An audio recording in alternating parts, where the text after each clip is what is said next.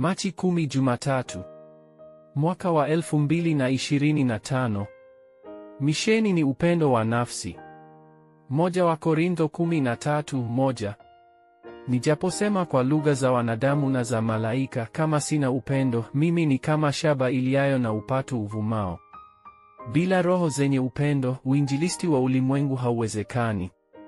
Lazima uwe na upendo kwa roho ili misheni kutokea. Hivi sasa watu wa makabila mengi wanamiminika Afrika. Inaashiria kwamba ratiba ya wakati wa uinjilisti wa ulimwengu imetujia. Yusufu, Danieli, marafiki zake watatu na Paulo walikuwa katika mashamba ya mataifa 237 na makabila 5,000. Wewe pia unaishi katika uwanja huu. Kuna njia ya kupokea baraka kutoka kwa Mungu, na si nyingine ila kuwa na upendo kwa nafsi zinazofanya misheni. Kufikia sasa, mataifa yenye nguvu yalitangaza vita na mataifa dhaifu yaliuzwa utumwani. Waisraeli walikuwa wanafanya kazi kwa ajili ya hili. Ni sawa hata sasa. Ingawa matatizo ya kiroho yamekuja juu ya waraibu na mashoga duniani kote, bado hakuna mahali wanapoweza kwenda kupokea usaidizi. Kuna idadi isiyohesabika ya watu ambao ni wagonjwa pia. Hii ndiyo sababu lazima ufanye nyumba ya uponyaji na kuwaponya watu hawa. Ikiwa ndivyo, kwa nini ni muhimu kuwa na upendo kwa nafsi? 1. Tatizo kamili. Ni kwa sababu ulimwengu wote umeanguka ndani ya shida kabisa.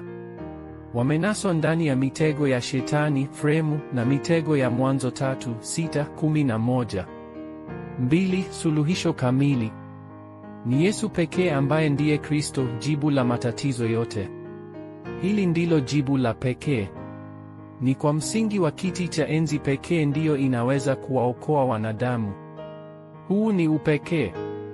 Hii ndiyo sababu haitafanya kazi ikiwa haujaponywa kabisa. Kuumbwa upya ni maandiko yafuatayo: hata imekuwa, mtu akiwa ndani ya Kristo amekuwa kiumbe kipya, ya kale yamepita, tazama, mapya yamewadia. 3. Jibu kamili. Unaposhikilia agano hili, jibu kamili litafuata. Kama jibu ambalo kanisa la kwanza na Remnant 7 walipokea, kazi yako itabadilika kuwa mataifa 237. Fedha zako pia zitabadilika kuwa uchumi wa nuru unaookoa makabila 5,000. Kazi yako pia itabadilika kuwa kazi inayojenga kumbi 3. Huu ni upendo wa agape. Mungu alituokoa bila masharti kwa sababu hatuwezi kabisa kuokolewa. Remnant 7 na wazazi wao walishikilia tu agano na kazi zikaibuka kote ulimwenguni. Ni lazima uandae chombo chako kwa sababu majibu yatakuja. Ombi la agano. Mungu Baba, neema mpya na matendo yako yainuke wiki hii. Na yale makabila 5,000 ambayo hayawezi kusikia neno yahuishwe. Na wale walioanguka kabisa gizani na magonjwa wahuishwe. Katika jina la Yesu Kristo ninaomba. Amen.